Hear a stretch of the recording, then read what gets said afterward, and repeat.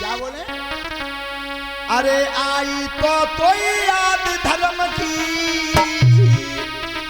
आज अंत समय पे आई, और जे याद पहले आ जाती तो होती नहीं लड़ाई।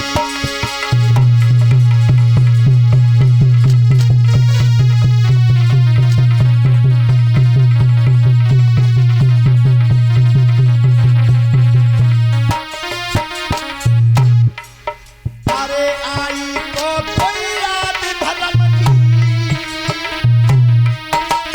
और अंत समय पे आई, और जे याद पहले आ जाती तो होती नहीं लड़ाई।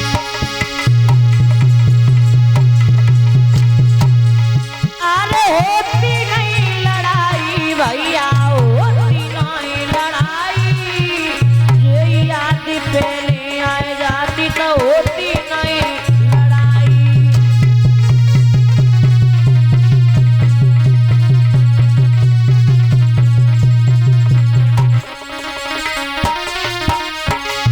ध्यान रखना। अरे दुष्ट तुझे धर्म की परिभाषा आज याद आई। अगर तू धर्म शब्द को पहले पहचान लेता तो परिवार का इतना बड़ा विनाश नहीं होता। सूती बता रहे हैं सोनकादिक ऋषियों, दुर्योधन फिर कहता है कि मैं अपने पक्ष का राजा हूं, और तुम्हारे पक्ष में जो राजा बनना चाहे वो लड़ सकता है। युधिष्ठिर ने की मामलो महाराज तो बिगड़ को चालंगत राजा हूं मैं, और मेरा कब जाना है कि मैं जाते लड़ जाऊं। भगवान कृष्ण जैसा चतुर नेता ही पैदा नहीं हुआ। एकदम युधिष्ठिर की तो ऐसा करो, अपने मुकुट है भीमसेन है पैरा दो, कह दो हमारे लगत राजा जी है। युधिष्ठिर का मुकुट और भीम को पहना दिया। दुर्योधन इधर से राजा भीमसेन है, पर दुर्योधन भी बहुत चतुर था। माने कि ठीक है राजा भीमसेन है, तो ये नियम है कि राजा के प्रजा पैर छू सकती है, शीश झुका सकती है। तो ये चारों भैया नंबर नंबर ते भीमसेन के पांच छुए। युधिष्ठिर ने की महाराजा के और गड्ढा में चले गए। जे अर्जुन नकुल सहदेव जे तो पांच छू सकता है।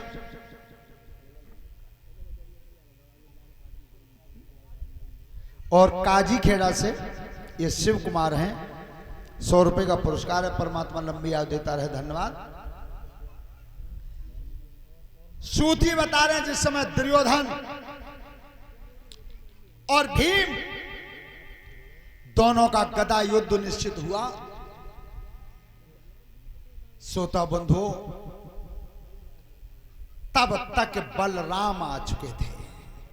बलराम अब आ पाए, और बलराम के ये दोनों शिष्य थे। कौन? भीमसेन और दुर्योधन। बलराम नहीं पढ़ाए थे। और जब दोनों का गदा युद्ध निश्चित हुआ है, और जिस समय गदा का पार हुआ तो दुर्योधन जब गदा मारता था तो भीमसेन के शरीर से खून की धार आती थी, और जब भीमसेन गदा मारते थे तो सीना पर तो लोहे के से आवाज आती, क्योंकि वज्र को है वो सब। तो अब अर्जुन ने कही भगवान श्याम सुंदर से कि प्रभु आज भाई लड़ाई में जीते हो को? कृष्ण भगवान कहते हैं पार्थ, बल भीमसेन में ज्यादा है और बुद्धि दुर्योधन में ज्यादा है। ध्यान रखना, बुद्धि के सामने बल हार सकता है। अर्जुन ने की प्रभु 18 दिन रात जिता लाए हो, तो ने कहा आज और कैसे हूं, लाज रखे दो, तुम्हारे बिना कुछ नहीं है। और जब दोनों वीरों में गदा का युद्ध हो रहा था, भगवान कन्हैया कहते हैं पार्थ बलराम भैया बराबर खड़े हैं, अगर नेक त्यारो भैया मेवा चितई ले, नेक नजर कर लें तो तुम्हें इशारा दे दूं। वो देखिए तुमने दो मल्ल जब अखाड़े में लड़ते हैं और एक मल्ल ने कमजोर पत्तो है, तो वो दिखवैया न देखो तो कोई जय कह दे कुश्ती बराबर है, छोड़ो। जाओ भीम की काया पस्त भाई। अब भीम ने इशारो देखो कन्हैया को, और इतने भगवान श्याम सुंदर कह रहे हैं कि ओ मझले भैया, भैया भीम बहुत अच्छे लड़ रहे हो, आज कैसी कुश्ती मैंने कबू नहीं देखी। और जो भीम ने नजर कन्हैया वहां करी, क्या अरे तब कर दो श्याम ऐसा,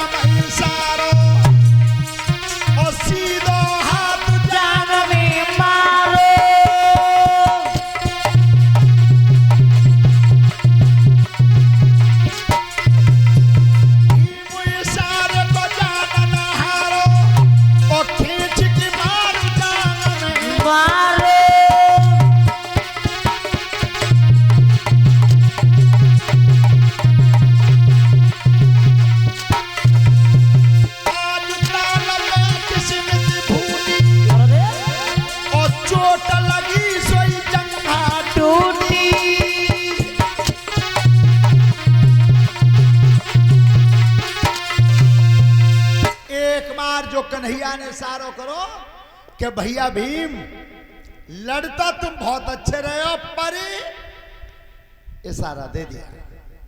जो गदा भीमसेन ने जंघा में दई खींच के जांग टूट, जो दुर्योधन धरती वगैरह, बलराम पीछे खड़े। बलराम पीछे खड़े सो क्रोध में आए, कई भीम कहिए गुरुजी गदा की लड़ाई तुम्हें किन्ने सिखाई? भीमसेन ने की गुरुजी तुमने, तो फिर हमने जो बताई होई कि गदा की चोट कहां मारी जाते हैं? क्या गुरुजी बताई कमर के ऊपर मारी जाते हैं। तो कमर के ऊपर मारवे को नियम है, तो फिर नीचे किनके कहते मारी है। अब सिकवैया तो कोई और हो जो आवाज बंद भई। और इतना बलराम को शेष अवतार को जब क्रोध बढ़ाए और तब बलराम जी बोले पीछे से, क्या? अरे अब जाओ पांचों भैया,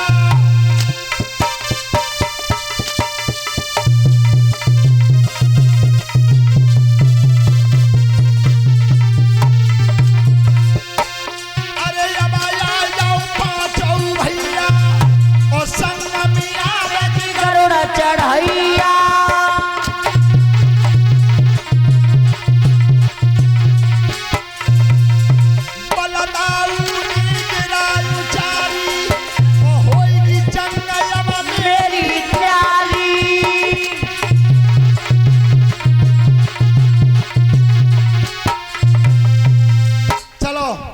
अब दुर्योधन की तरफ से मैं लड़ूंगा, तुम पांच और तुम आ जाओ पर मददगार जा लाओ संग।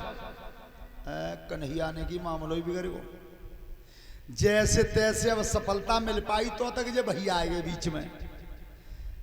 बलराम बोले अब समझ गए कृष्ण हम कि महाभारत की लड़ाई में 18 दिन जय बहु है भैया, जाई तरह तो जिता पाए हो, अधर्म हुआ है, अनीत हुई है।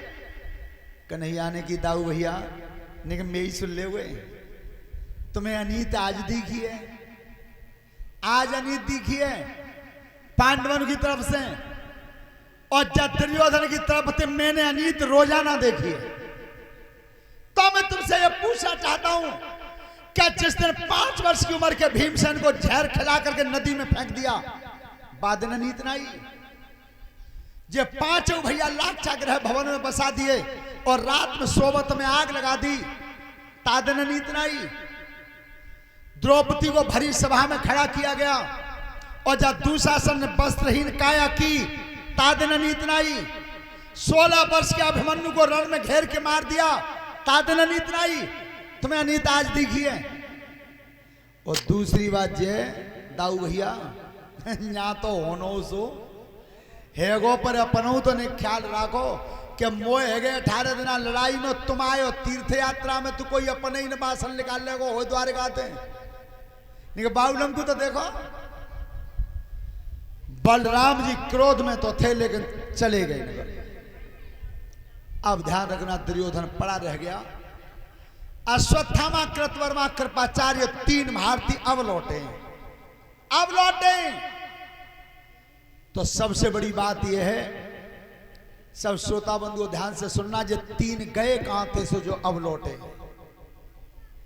अकेला गिर गया था, जंघा टूट गई थी दुर्योधन की, और जो तीनों अब आए तो ये आए कहां से? क्या जिस दिन अंतिम दिन युद्ध चल रहा था महाभारत का 18वें दिन, तो अश्वत्थामा कृतवर्मा कृपाचार्य तीनों ने सलाह करी कि तीनों एक ही रथ पर चढ़ के अर्जुन को मार दो। एक के कबजा में ना आवे, दोनों के में ना आवे, तो तीनों मारो। और तीनों ही बहुत बड़े महारथी थे, और जब एक ही रथ में खड़े हुए तीनों, और तीनों ने धनुष अर्जुन की तरफ उठा लिया, तब भगवान कन्हैया ने कही भैया भीम तीनों ही बड़े महारथी हैं और एक से एक बड़ा वीर है।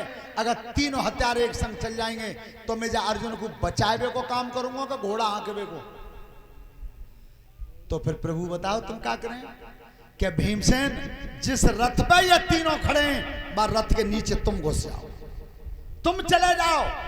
तो आज बार रथ के नीचे पवन पुत्र भीम गए थे, जिस रथ पे अश्वत्थामा कृतवर्मा कृपाचार्य तीनों ही थे, सो वो रथ के ऊपर जब तीनों ने डोरी को चढ़ा दिया था अर्जुन के ऊपर, ध्यान रखना बचाने वाले के हाथ कितने लंबे होते हैं, और आपको पता होना चाहिए कि महाभारत की लड़ाई इतनी जबर युद्ध हुई थी, जबरदस्त हुई थी कि जब लड़ाई को देखने के लिए पवन पुत्र भीम को भेजा था लंका के लिए, लंका के लिए कि मंदोदरी को बुला लाना, मंदोदरी को। और जब भीमसेन गए मंदोदरी के लिवाए तो मंदोदरी ने बड़ी खातिर करी, आओ बेटा बैठो, कैसे आए हो, कहां से आए हो? मैया मैं हस्तिनापुर से आया हूं, महाभारत का युद्ध हो रहा है कुरुक्षेत्र में, तो मैं तुमसे निवेदन करता हूं कि वह लड़ाई को देख लो। मंदोदरी ने की तो बेटा तुम तो तक स्नान कर लो, मैं रोटी कर दूं। सो भीमसेन स्नान करवे गए, मैया रोटी ना कर पाई तो तक लौटे आए। ये लला बड़ी जल्दी ना आए, हम मैया ना तो आए जी, पीछे ताल बनने का टाइम में ना आए, हम तो ला रोटी पस दो।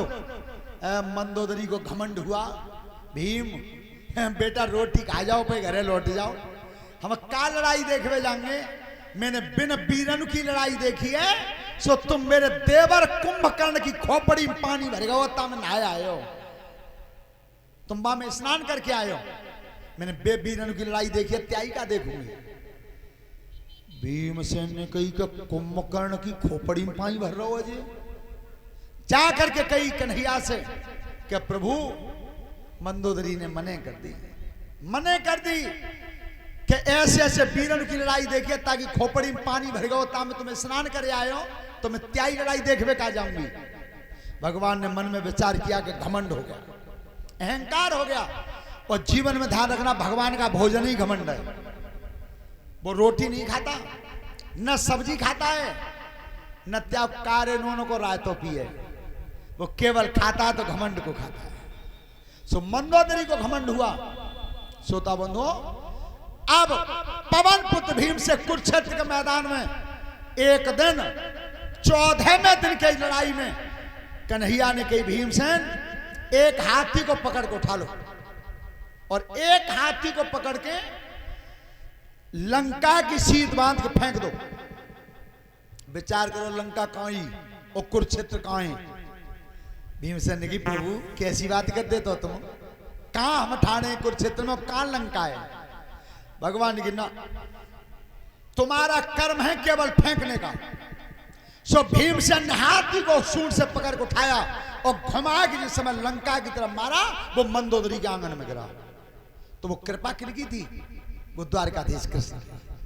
और जब मंदोदरी के आंगन में वो हाथी गिरा, तब मंदोदरी के झटका लगा कि मुंह पे बहुत बड़ी भूल है गई, लड़ाई तो वास्तव में देखवे ही ला गई कि कुरुक्षेत्र के हाथी मर मर के और लंका में गिर रहे हैं, तो लंका कुरुक्षेत्र की लड़ाई कितनी बड़ी होगी।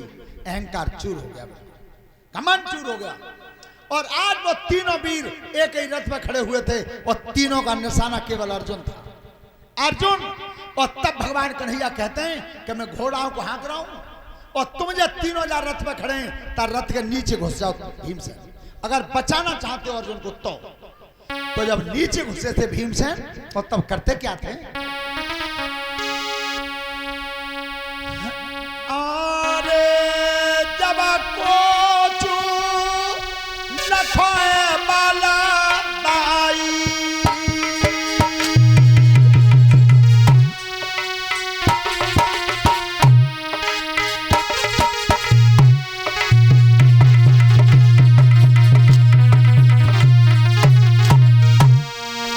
अरे जब कोचू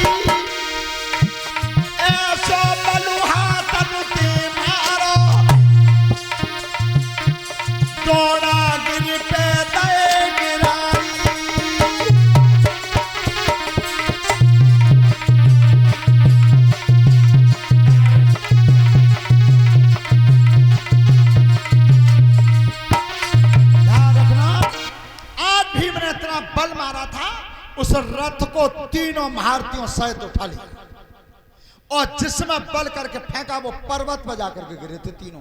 अब आ पाए कब? तब दुर्योधन की जांग टूट गई है, तब आ पाए थे तीनों। और जिस समय दुर्योधन रो रहे थे, जंघा से खून चल रहा था, आज घोंटू टेक के अश्वत्थामा बैठ गए। आपस में मित्रता थी, तो जिस समय मित्र की यह हालत देखी है तो अश्वत्थामा रोए के बोले क्या?